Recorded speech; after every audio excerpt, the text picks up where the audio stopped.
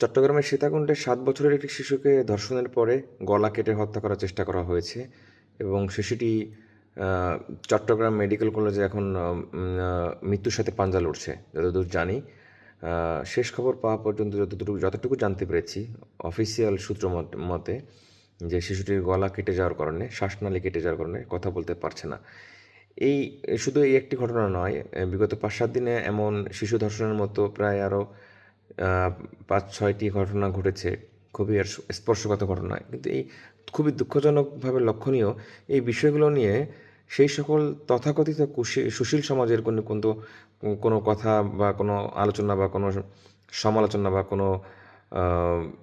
কোনো প্রতিবাদ নেই এবং তারা এই সময়টাতে কিন্তু ব্যস্ত বিভিন্ন আন্তর্জাতিক বিভিন্ন বিষয় নিয়ে, কোন দেশে কে বোমা মারছে, কোন দেশে কে মারা যাচ্ছে, এই বিষয়গুলি নিয়ে তারা আসলে খুবই উদ্বিগ্ন এবং খুবই চিন্তিত। কিন্তু খুব দুঃখজনকভাবে এই বিষয়গুলোর কারণে এই চট্টগ্রামের এই ৭ বছরের শিশুকে ধর্ষণ এবং গলা কেটে হত্যা চেষ্টার মতো এই ঘটনাগুলো ধামাচাপা পড়ে যাচ্ছে এবং এই বিষয়গুলো নিয়ে কোথাও কোনো কথা নেই। স্পেশালি আমি খুব বড় কোনো মিডিয়াতেও কিন্তু বিশেষ কোনো আলোচনা দেখছি না এবং এই যে কথা না বলার প্রবণতা বা নিজেদের স্বার্থে যেটি দরকার সেইটি নিয়ে কথা বলা যে প্রবণতা এবং বাংলাদেশের আভ্যন্তরীণ যে অন্যায়, অবিচার, লুটতরাজ এবং যে লাগামহীন অপরাধগুলো হচ্ছে, ধর্ষণের মতো, শিশু ধর্ষণের মতো স্পর্শকাতর বিষয়গুলো ঘটছে, এই যে বিষয়গুলো এড়িয়ে যাওয়ার যে প্রবণতা, এই প্রবণতার জন্য কিন্তু বাংলাদেশের সকল মানুষকে ভুগতে হবে এবং দীর্ঘমেয়াদী বাংলাদেশকে ভুগতে হবে। কারণ আপনি যখন কোনো অপরাধ নিয়ে কথা না বলবেন না, তখন কিন্তু অপরাধীরা লাগামহীন হয়ে যাবে এবং বিচারহীনতার যে সংস্কৃতি, এটি যে বাংলাদেশে এখন চলছে, সেটি যদি আপনি চলতে দেন এবং আপনি যদি আপনার জায়গা থেকে কথা না বলেন একজন সচেতন নাগরিক হিসেবে, তাহলে হয়তোবা এর ভুক্তভোগী আপনি বা আপনার পরিবারের কেউ না কেউ একসময় হবে। তখন কিন্তু আপনি যেমন চুপ রয়েছেন, অন্যরাও কিন্তু চুপ থাকবে। সুতরাং আপনাদেরকে অনুরোধ করব, প্লিজ আপনারা আপনাদের জায়গা থেকে এই বিষয়গুলো নিয়ে কথা বলুন।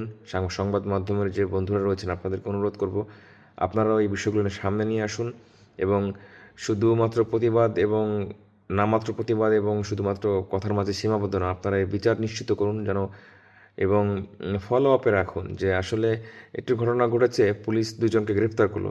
এই গ্রেফতার করা পর্যন্তই আসলে শেষ। আসলে গ্রেফতার করার পরে তাদের কী শাস্তি হলো এবং তারা জামিন পেল কিনা এবং এই বিষয়গুলো কিন্তু আসলে ফলো আপে রাখা খুব বেশি জরুরি।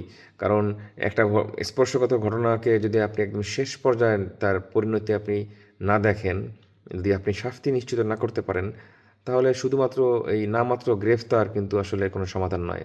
আসুন আমরা আমাদের জায়গা থেকে কথা বলি।